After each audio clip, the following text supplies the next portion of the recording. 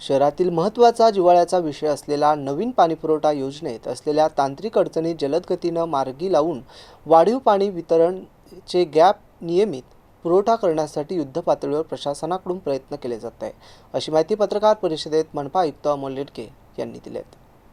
पदाधिकाऱ्यांची चर्चा करून एक असा निर्णय घेतला की आता अप्रोच चॅनलचं काम आपलं होतं, पीईबीचं काम आहे ते सुद्धा त्यांनी 4 महिन्यामध्ये करणार दाखवलं असं सांगितलं. म्हणजे जॅकवेलचं पूर्ण काम जे आहे आपलं ते साधारणतः आपण अशी अपेक्षा करतो की जानेवारी पर्यंत इन ऑन रिस्पेक्ट आपल्याला टोटल जे पाणी उचलायचं त्याच्या अनुषंगाने जॅकवेलचं 4 पंप बसून व्हावं. पण हे काम करताना मध्यंतरी एक शटडाऊन त्यांना द्यावं लागणार आहे. हे सगळं काम करताना त्यावेळी आपलं पाणी कंटिन्युअस चालू राहावं म्हणून आपण एक आता जो आपण 3750 HP चा पंप आपल्या पंपिंग स्टेशनला जो बसवलेला आहे, आपल्या जॅकवेलला जो बसवलेला आहे, जुने आपले पंप दुरुस्त जुने पंप आपले दुरुस्ती करत असताना तर जुने आपले पंप दुरुस्त होऊन तेही आपल्या वापरामध्ये येत आहे. तर इकडे शटडाऊन होईल आणि इकडचं जॅकवेलचं काम करण्यासाठी इकडचा उपसा बंद करावा लागेल. तेव्हा इकडच्या 3750 वरून आपण 100 ml पाणी आपल्याला उचलते.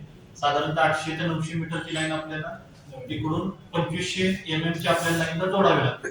तर ते आपण त्या कालावधीमध्ये अनइंटरप्टेड पाणी सप्लाय, वॉटर सप्लाय चालू राहावं म्हणून आपण करणार आहे.